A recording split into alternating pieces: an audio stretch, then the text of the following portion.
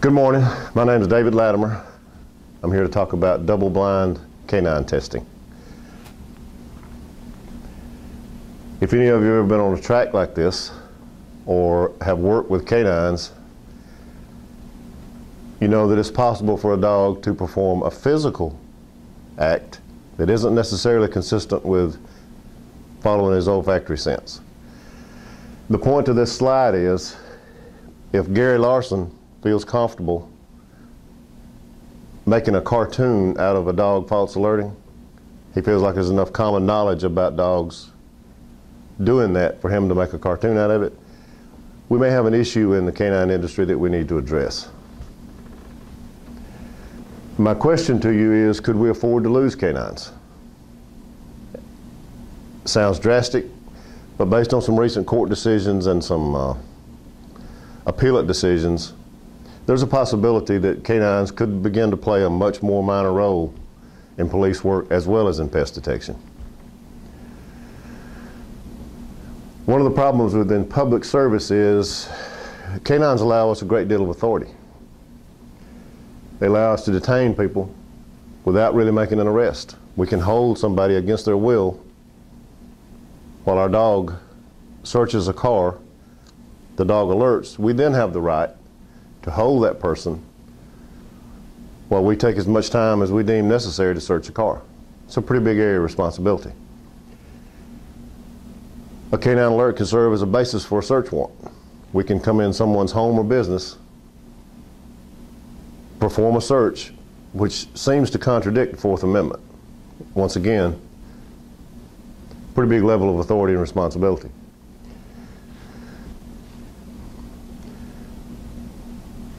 We have had some abuse of this authority, and of course this makes us targets. ACLU, defense experts, defense attorneys,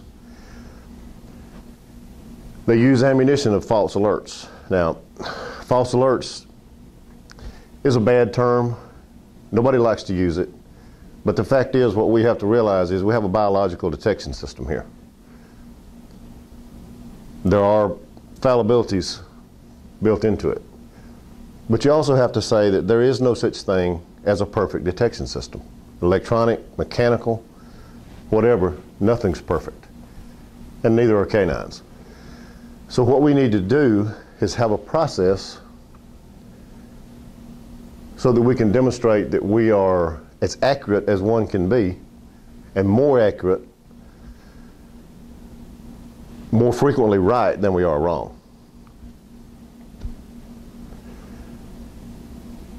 Your next question may be, well, how could this possibly apply to bed bug detection or to pest dogs? I think the pest detection, canine pest detection profession is slowly beginning to mature, just like public service dogs have over the past several decades. A lot of money is changing hands based on canine alerts or the lack of a canine alert. That's going to attract the attention of some high-profile litigation experts. Eventually, it's going to come around to some folks who are going to be on the other side of a deposition table, and we're going to have to explain why our dog alerted, why our dog didn't alert, what's our training process, what's our testing process. And the bottom line is, we're all in this together, whether police officers, bed bug detection handlers, arson dog handlers, it doesn't matter. It's all all scent detection with a dog. This is exactly why WDDO was formed back several years ago, because we wanted to bring together and unite with a common goal, common interest, to advance the profession of canine scent detection from both the pest detection world, public service. We all have the same goal, and that is to advance the profession of canine scent detection. So, double-blind testing, what is it? A basic description of double-blind testing is, it's a method wherein no one in the room knows where or if hides are present. Now, we think this really simulates the real world. If you get called, if you're a police canine handler, you get called to search a car, you don't know if anything's in that car. And you certainly don't know how many things might be in that car. You go search a business, you don't know where they are, if they're there. So we think you need to test like you work. Everybody knows the old adage, train like you're going to work. So if you test like you're going to work, the results will typically be better. So what does double-blind testing do? We think it minimizes human influence. For those of you who are familiar with a recent study conducted by Dr. Lisa Litt at UC Davis, she tested 18 dogs and handlers, and a simplification of her test was she set up several different scenarios. These were explosives dogs and narcotics detection dogs. She set up several different scenarios, and in one of the scenarios she placed a red piece of construction paper, and she told all these handlers there is a hide behind this red piece of construction paper, when in actuality there were no hides. Uniformly, these 18 teams alerted at that piece of construction paper. Now, there's of course things we can discuss about the number of teams that she tested is not enough to represent a statistical average, and I'll grant that. But 18 teams performing false alerts simply because a piece of red paper is hanging on a cabinet indicates a little bit of an issue. Obviously, there's some human influence. A piece of construction paper would be meaningless to a dog. So the human handler had to have applied some type of pressure, some type of influence on the dog in order to get them to alert at the place that was flagged. Now she also had searches set up wherein hides were placed, and the dogs for the most part were successful. Pretty good find rate. But that's the way most certification tests are structured now. You walk into a search scenario, your instructions are, there are 3 hides, you must find all 3.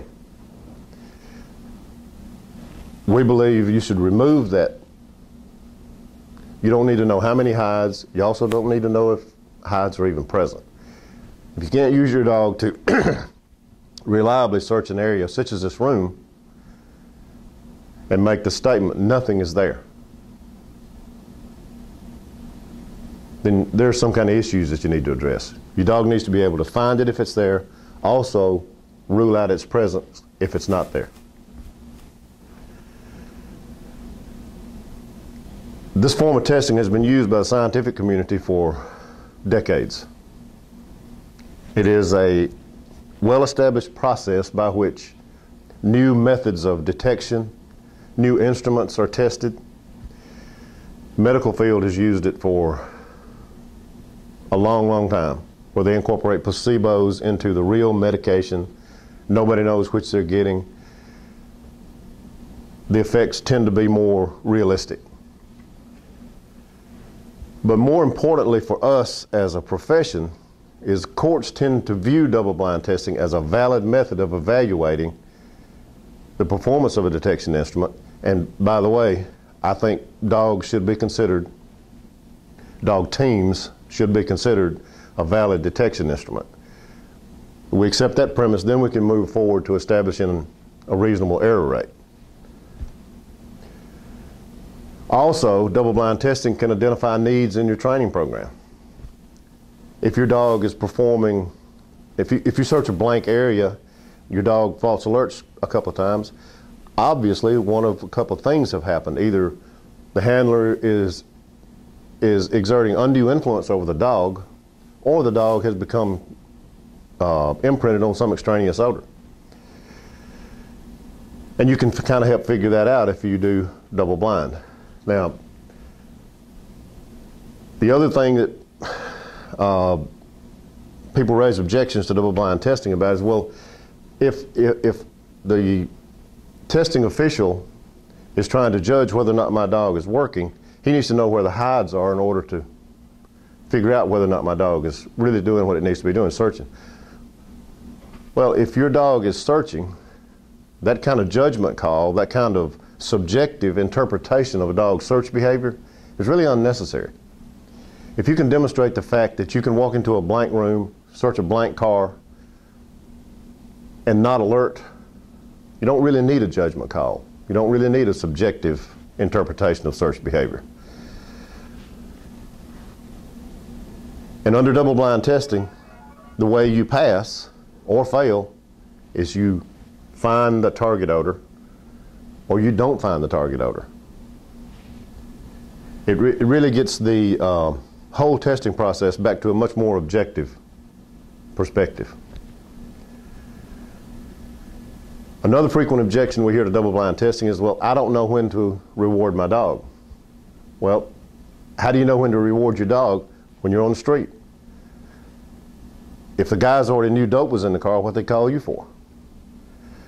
So you use the same kind of criteria to reward your dog in a double-blind test that you use when you get a call out on the street. The basis for the objection is, well, if I reward my dog on a false alert, it's going to raise a training issue. He's going to start false alerting. Well, if your dog's training is so fragile that one alert, you reward that dog on one alert, and from there on out he's false alerting, you may have an issue that you need to go back to your trainer and discuss. Dog's training should be much more solid than that. We talked a little bit about this, and I've never been a fan of these judgmental calls about, well, your dog was, quote, in odor. Anybody ever heard that phrase, in odor? That's kind of like the checks in the mail thing. Your dog's in odor, he should be working towards source and should be performing an alert. So those kind of judgment calls really don't have a place in testing a valid scientific instrument. The two important things that should be demonstrated with any certification test are the team's ability to locate and pinpoint the source of a target odor. And the other is the ability to reliably search an area that does not contain the target odor and say that the odor is not in this room. Those are they sound simple, but those are the two big things that we all should be striving for. There's just not enough luck for a team to get through a double-blind test that's structured properly unless they are working properly. Given that you never know how many hides there are going to be, or never know whether you may search an entire scenario with no hides present, the chances are just minuscule that you could bluff your way through it, so to speak. So, if you have objections to double-blind testing, what I would challenge you to do is go back to your agency, go back to your firm, have somebody set up a double-blind test for you. You go in, search the area, you come back out of the area and say, there were 3 hides, 1 there and there. This will help you identify any kind of issues you may have in your program. And everybody, of course, wants to do a good job. I mean, that's, if you're in this business, you want to be good at it. So try to use double-blind testing and try to think about the long-term ramifications of it. How if you're ever called to testify, you can say, for example, Your Honor, we do scenarios wherein we have no idea what's there or if it's there. You'll find that if you do have a day in court, which is not frequent, I'll grant that it's not frequent, but it only takes one to make a very unpleasant experience if you're not prepared for it. If you do double-blind testing and training, you'll be prepared. Thank you.